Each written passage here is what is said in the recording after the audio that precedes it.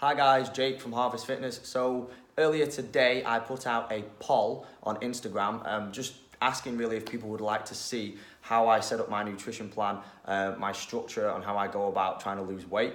So I've written it down on a whiteboard in basic form so I can kind of discuss it, talk about it, and hopefully it can help some of you if you're interested in this sort of way, or at least give you some ideas with your own kind of sort of setup. So if we take the board, we can see in the blue at the top is my typical day, all right? So I wake up at 6 o'clock and I follow a protocol called intermittent fasting. So essentially what this is I push my first meal back and don't eat till around about 2 o'clock each and every day.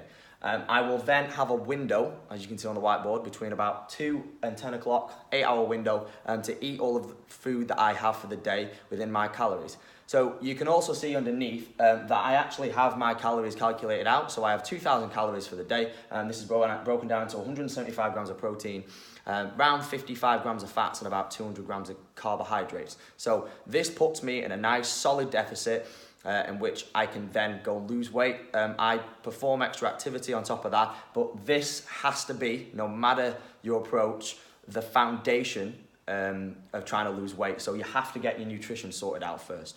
So if we go into the intermittent fasting then, why do I do it? So I am not advocating that everybody does this approach. It just works for me and works for my lifestyle. So I generally have quite a lot of morning clients, so I generally don't eat anyway at that time of the day. So what I will do is I will drink a 0-calorie beverage within the form of like a black coffee or a green tea or even an energy drink, usually a Monster Ultra or something like that, to suppress my appetite so that then I can eat at 2 o'clock.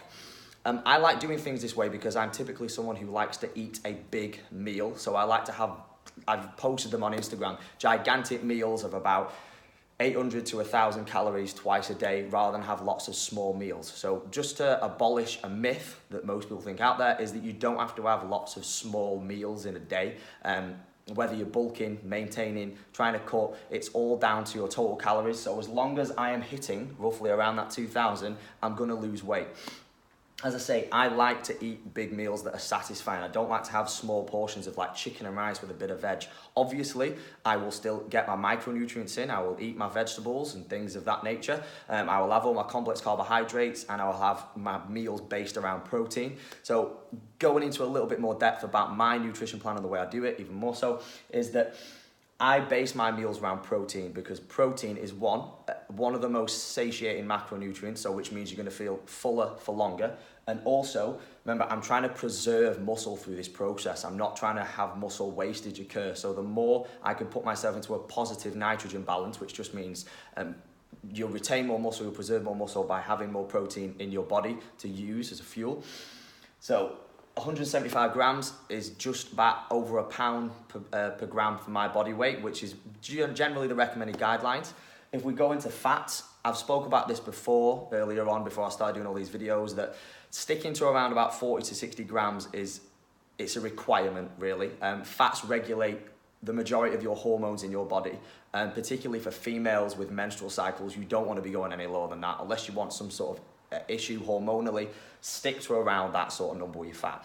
So with those two essential macronutrients sorted, that's where we're going to be looking at carbohydrates. So this is one that can vary quite a lot. So a lot of people will go low carb on their nutrition plans. You don't have to. You don't have to go low carb, you don't have to go high carb.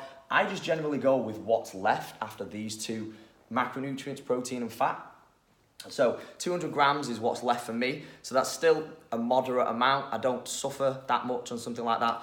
Now, getting back to the intermittent fasting thing, I know a lot of people are going to think, oh my God, are you not fatigued? You're not really tired? But generally, no. As with most things, with trying to lose weight, it's a behavior, it's a habitual change that you have to put in. Don't get me wrong, when I've not done it in a while, the first few days, they suck a little bit. But again, it's all about personal preference. I would rather have big, nice meals that I know are very satiating. I can eat different types of food in those rather than structured chicken or fish and rice and broccoli.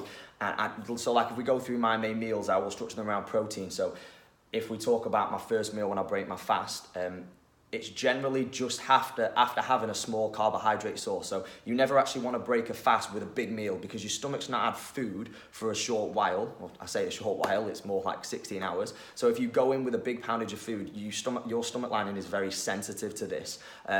And straight away, it can kind of cause gastro problems, I found anyway, and through the research, people have said that as well. So a small bit of carbohydrates to get your stomach prepared for intaking more food. So if we talk about something like a rice cake, something I might have like half a mini bagel or something like that, and then eat subsequently after it for about an hour. So my meals are things like, I have like meatballs and pasta. I will typically eat like lean burgers with bacon medallions and things like that. Eggs of that sort of nature. But remember, I also track on my Fitness Pal as well, so I make sure that I can fit these types of foods in. If you're not tracking, which I understand why you wouldn't, because people don't like to be as meticulous, but if you were a client of mine, and particularly in my personal opinion, I just think tracking's so easy, because then you can start to input foods that people would look at you and go, oh my God, you're eating burgers, you're eating meatballs to try and lose weight. But like I say, as long as you're tracking and hitting those macronutrients, and you're still getting your micronutrients in with veg and things like that, I have all these sort of things with my meals. As long as I'm hitting my goals, that's how I lose my weight. And if you think about it, by eating these big meals and still being able to lose weight, like, it's a nice lifestyle. Just for not eating for a few hours and getting through the morning, it's a great way to go about things. But I appreciate not everyone's the same as me.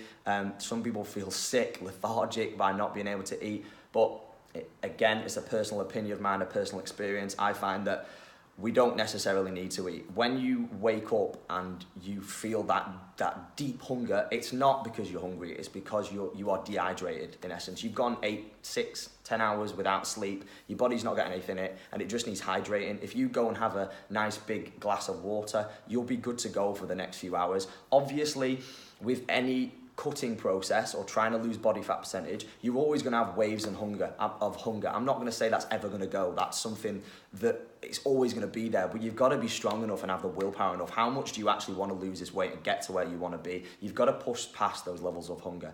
So I hope that's helped a little bit. I probably do need to go into a lot more detail about kind of nutritionally what I eat and the breakdown of the meals. I'm still doing an ebook, so I'm trying to get that ready for you all. But if you have any questions about intermittent fasting, or this is something that kind of appeals to you, or you do it already, send me a message or ask me to do another video, and I'll go through the specifics of how to actually do it and discuss some of the science behind it, okay? So I hope this video has been of value to you and it's helped in some way. Let me know in the comments below, or send me a message, email me, come to me at the gym if you go to YG.